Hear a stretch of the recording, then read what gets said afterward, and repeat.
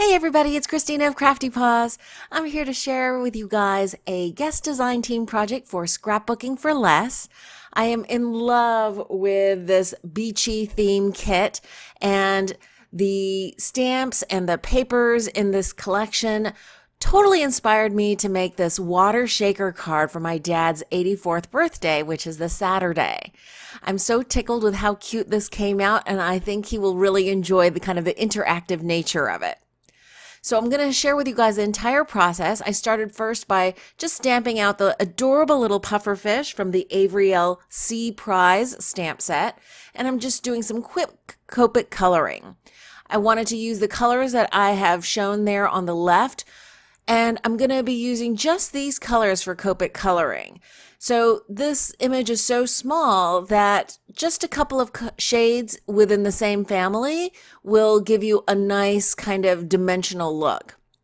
So for the blues, I first lay down the base, and then I just add some little darker lowlights or deeper shadowed areas on the edges and on the underside of that little pom-pom. For the green polka dots, I did the same thing. I laid down a nice base with a lighter color, and then with the darker, I just added some deeper shadows along the edges and the bottom of that little party hat. For the top of the fish, and for the bottom of the fish for that matter, I used one base color and then just went over the areas that I thought would have a little bit of a darker shadow. So behind the little spines, on the back fin where it appears to meet the body, behind the left fin there of the fish, and that's where I add the darker color, and then I blend back in with that lighter color. And then because there's such a gap in this color, RV11 to RV55, I'm doing some point-to-point coloring, and that's just touching my lighter marker to my darker marker and then using that lighter marker to color. And it really connects the big gap in color if you just do a little tip-to-tip coloring. That's the technique name, I think.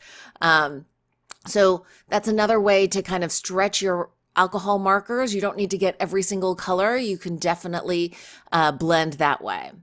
Now for the card front, I'm using some of the pattern paper from the Summer Splash Cartabella collection, and I just ran a die through it. That's a Diemond Dies Labels 1. And for the little watery shaker pocket, I'm using some hand sanitizer in a little Ziploc bag. And then I decided I'm going to take out some of the blue, the mid-tone blue, the pale blue, and even some of the white little sequins that were in the super cute little sequin collection.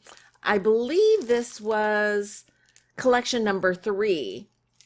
And the colors work so well with these papers. So I had this little scrap left. This is also from the Cartabella collection.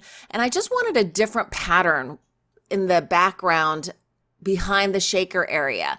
And I thought that added a nice, the little swirl seemed to go really well with the sequins. And now I'm just going to use some Scotch tape to tape that into place. This is on the card base, the top folding card base, and I'm just taping it right into place. I left enough room on both the top and the bottom so that I could fully securely tape it into place. And then you see here, I have off camera put a whole bunch of foam dots.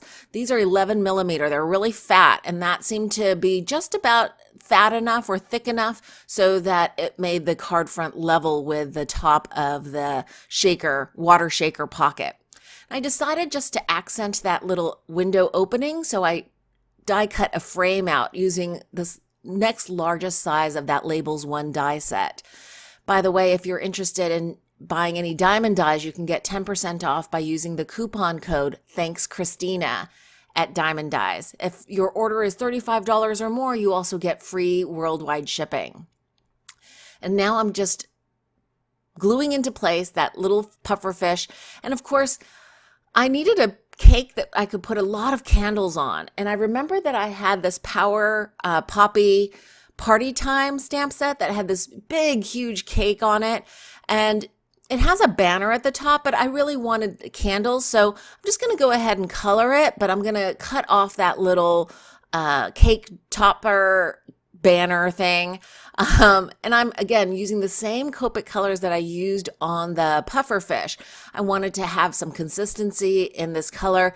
You know, this is quite a few colors as it is, and I didn't want to add so many different colors that it would be distracting or kind of look muddled. And I think keeping a tighter color palette like this really helps give a cohesive look to card designs. So I colored the base with that pale pink, and I'm coloring the little ball decorations with the darker pink. And I'm actually leaving the tops of these little balls white, just because I wanted it to look like each of those balls had a high shine. Now for the layers of the cake itself, I decided I'm going to alternate between the blue and the green. These are crazy colors, but that's fine for a birthday cake, I think. And I'm just going to use the darker shade in each of those areas where the stamp image has some little hash lines or little dot details. That is a good indication of where the shadows would be. Plus, right along the edge by the slice cutout, that would also be a little bit darker.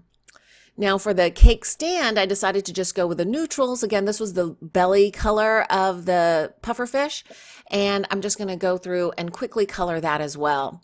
I end up coloring the base of this cake stand, but I end up actually cutting that off just so that it would position better with the pufferfish on the card front. I decided I needed a little bit more of a darker shade there, so I went one shade darker and also used an N3 just to add some more depth of a range in color. And here you see off camera, I had cut out a whole bunch of these little birthday candles. This was from an old paper stack that I had actually just a scrap of in my paper scrap box. And I fussy cut each of these little candles out. I alternated with the striped pale blue and a kind of mid-tone blue. Again, I'm trying to keep the colors pretty consistent here throughout the card, so I didn't want to add all the different colors that they had on this little scrap of pattern paper. There was yellow and red and green and all that. I actually don't remember the name of the color paper pad collection, so I apologize for that. It's really old, but you get the idea. I just wanted to have lots of candles that this little pufferfish could be helping to blow out for my dad's birthday cake. I'm adding wet glue here just to the side that's going to be attached to the paper or the card front and the frame. And then off camera, I do add a little bit of E6000 to the candles that overhang onto the plastic. That E6000 is great for non-porous substances like plastic like that. Now for the sentiment. This is also from that Avery L. Sea-Prise stamp set, and I think it's so cute. It says a little extra puff for all those candles, and I'm just heat embossing it. I use Versamark ink and super fine Ranger white embossing powder. I'm just gonna heat it from the front, and you can see it curled a little bit really quickly, and so I'm heating it from the back as well so that it curls back. And you can see the transformation right there. I love watching heat embossing powder melt. And I decide I'm just going to hand cut it there with a little fish tail on one side, and then place it on the upper left part of that card, kind of at the 1/3 down mark. And I'm just gluing onto the sections that have the paper to paper contact. And for the inside liner of the card, I'm really trying to focus on decorating the insides of my cards. So I'm using the little school of fish from the Echo Park Vitamin C stamp set.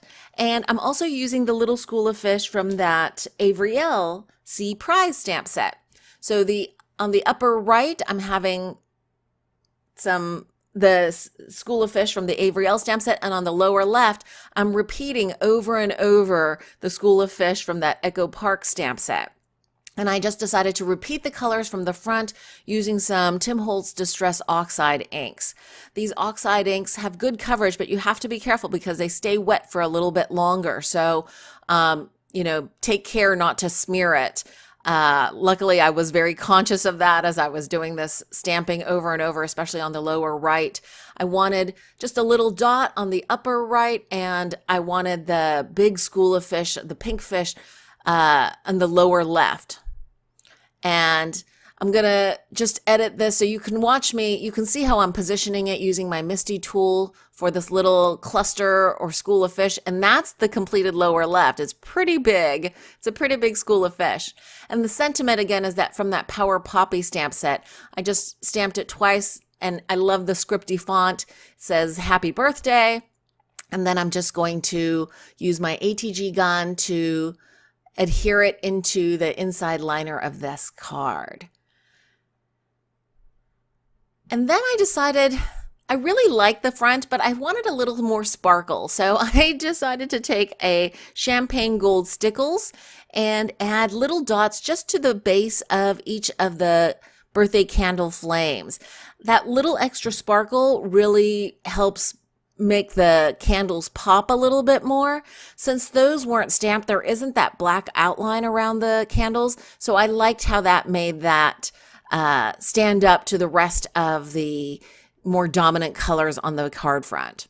And that's my completed card. I hope you've enjoyed this process video. If you did, please give it a thumbs up. And don't forget to check out Scrapping for Less for their super cute, really great monthly card kit.